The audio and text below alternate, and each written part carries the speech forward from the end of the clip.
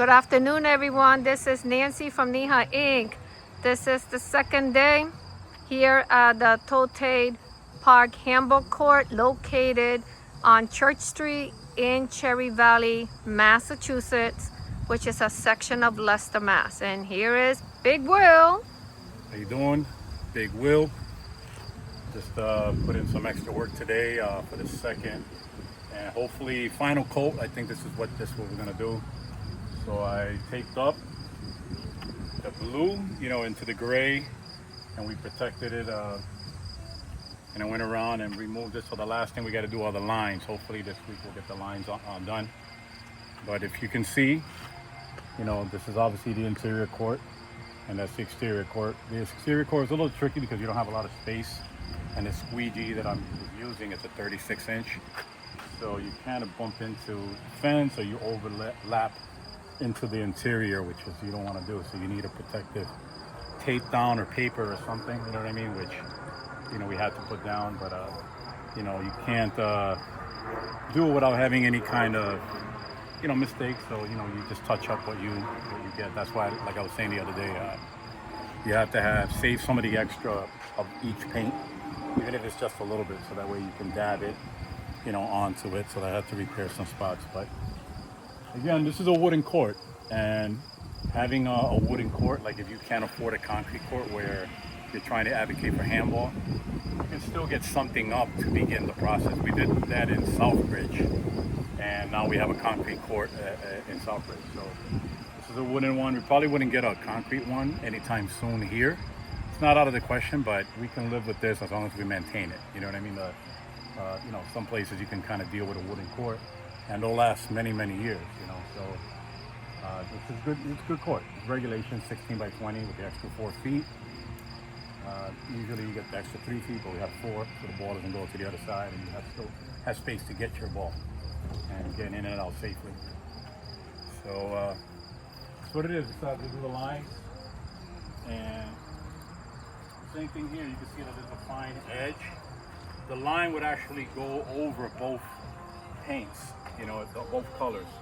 So it's going to go over, so it's going to kind of match. It's not going to be right above to it. It's going to be right over both colors. The only one that's going to be, pretty much right on one color is the short line. The long line will be the same thing. So it eliminates the crease. You see the different area. That's a different layer of paint. So you just kind of scrape that off just a little bit, and I go over it with the white striping paint. It's a special paint. We prime it and then paint it. See, like here you got another raised area, so I kind of go over it, scrape a little bit if there's anything loose.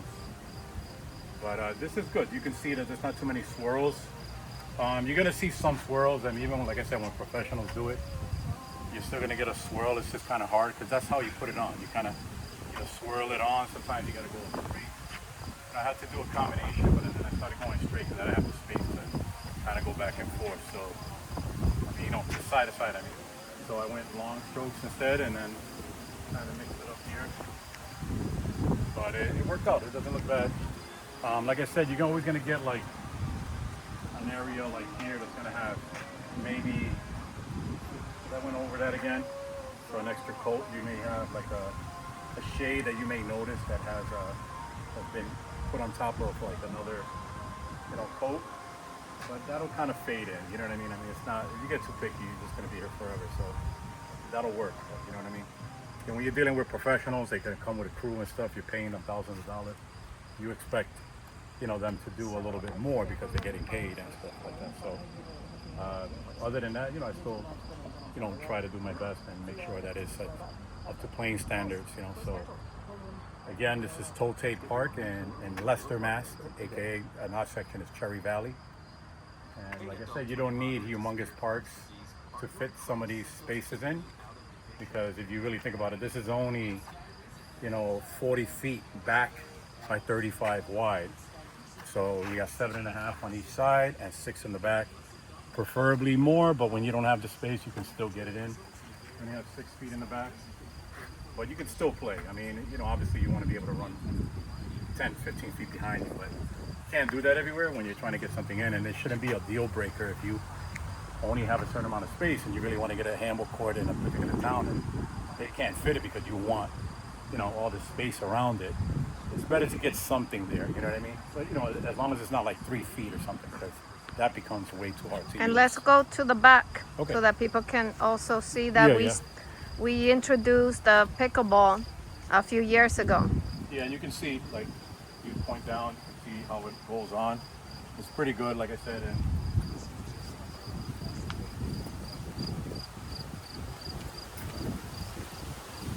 this is the pickleball side, and this was professionally done. You know what I mean? The company that did this, I worked for them for a brief time, and they're great at what they do.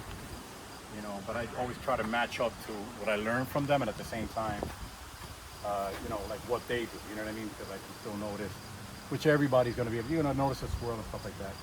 So if you do it, then you don't feel as bad because it's a common thing to kind of have. You just try to get better at it. You know what I mean? When you do it, a lot of times it's just not having either additional help. You know what I mean? Or having the amount of paint that you need. Because sometimes you have the people, but you don't have the amount of paint to kind of go over. Because you got to put a base.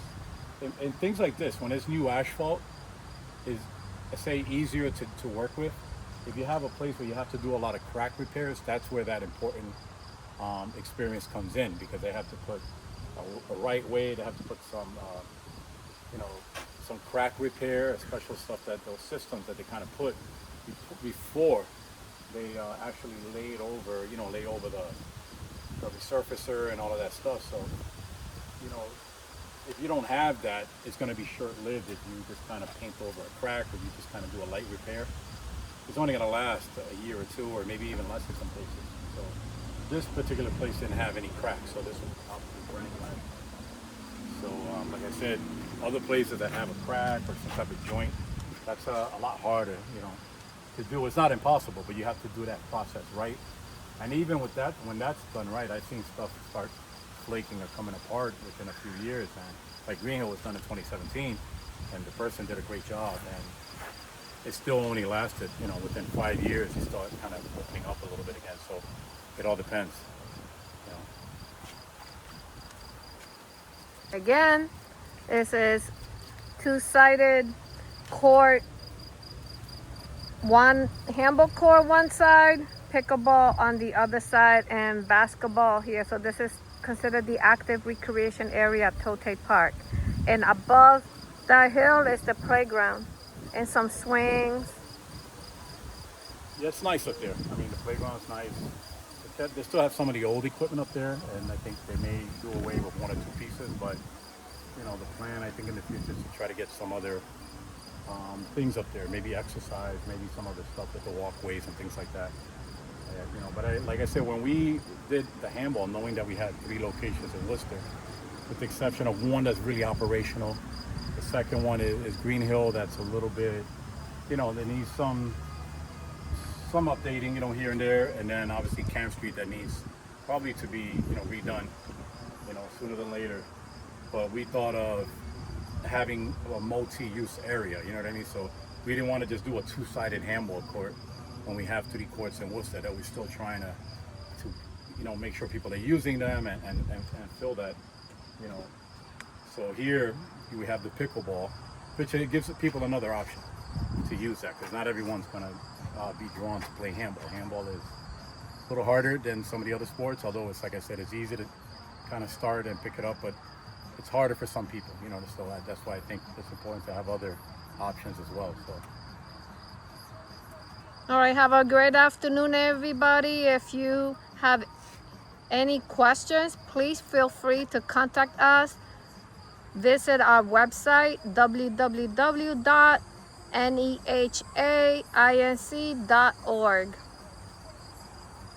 We also want to tell you that we are going to be collaborating with the Connecticut One Wall Handball and More to host a racquetball and handball event at Green Hill Park on September 20th with a rain date of September 21st. Yeah, it's going to be the Connecticut One Wall Racquetball. We're doing something with them, and then we also going to be we have a a youth tournament that we're doing in Southbridge, which is, a different thing. It's mainly for the, Southbridge For the residents that are youth, there. yeah. You know what I mean? But if people have youth, they're welcome to, to show up. And If, they wanna that check it out. youth handball tourney will be taking place on Friday, September 13th in the That's the afternoon. 13th. I think that's the 12th. Oh, yes, excuse me, Friday, September 12th at 4. We're collaborating with You Inc., Southbridge Connections, Southbridge Recreation Department, Stars of the Future Inc., and other community partners, that are putting together this family resource day. Yeah, and we're mainly obviously doing it with Stars of the Future. Mm-hmm. With Miguel and Yvonne, and we're going to be, doing it with them because they've been a great help to the growth of handball in Southbridge, along with our good friend Valentin that's over there in Southbridge. Mm-hmm. And we appreciate him as well. And we have an upcoming event also in Holyoke, so more details to follow. Yeah, I was going to bring that up, but I'm glad you brought that up. And there's some things we'll put it together.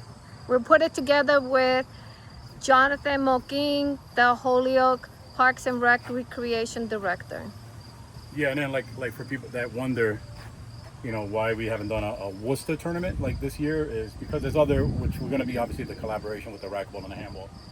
And we have one of our good friends and great handball advocates, Mr. Carlos Stanza, who's obviously working with Andrew and a few other people to get that nice tournament that he does, and he's hosting it at Green Hill, which I think is fantastic to have on it here. Saturday, September 6th. Yeah, that's going to be a great tournament. You know what I mean? We really look forward to that, and so that's why we don't want to oversaturate, because I think that there is an oversaturation that can occur with tournaments. So we want to make sure that this is well balanced. But all that we do under NIHA Inc. in collaboration with other partners is to make handball popular, grow it with new players, also encourage people to play at the local courts, whether it's indoor and outdoor. And we are all handball, 1 wall, 3 wall, and 4 wall, big ball and small ball. Yeah, and what she means by that is all forms of handball, you know what I mean?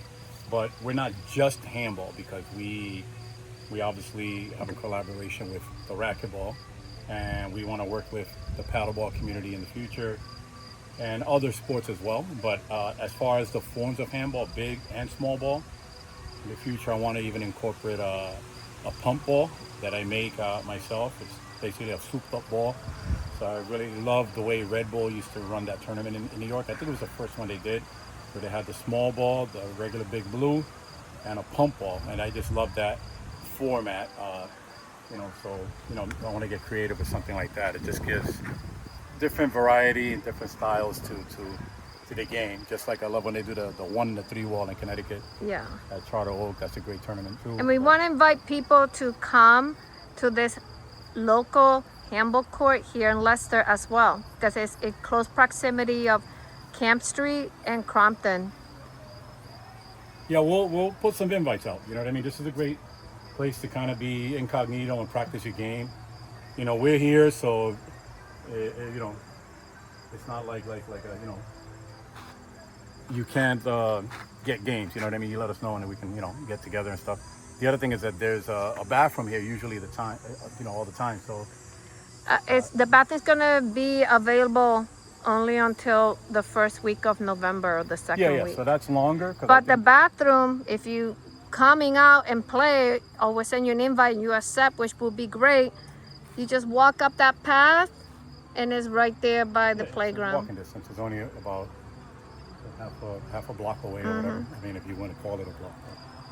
Right in the next to the playground. All right, great job, William. And let's squeeze in some games later. Yeah, at least some pickleball, because I don't know if I want to get on this Yeah, we don't want to get on the handball court floors yet. Yeah, but maybe we will. If it's dry enough, as you can see, I just got to get the lines, the striping down. And the wall will be painted next year. I'm not going to bother with that this year. It's too much work, you know what I mean? You don't get no time to play. So. And no time to fix your your own home. Yeah, which yeah, a lot of painting going on there too. all right, lot of bye things. everybody. Have a wonderful afternoon.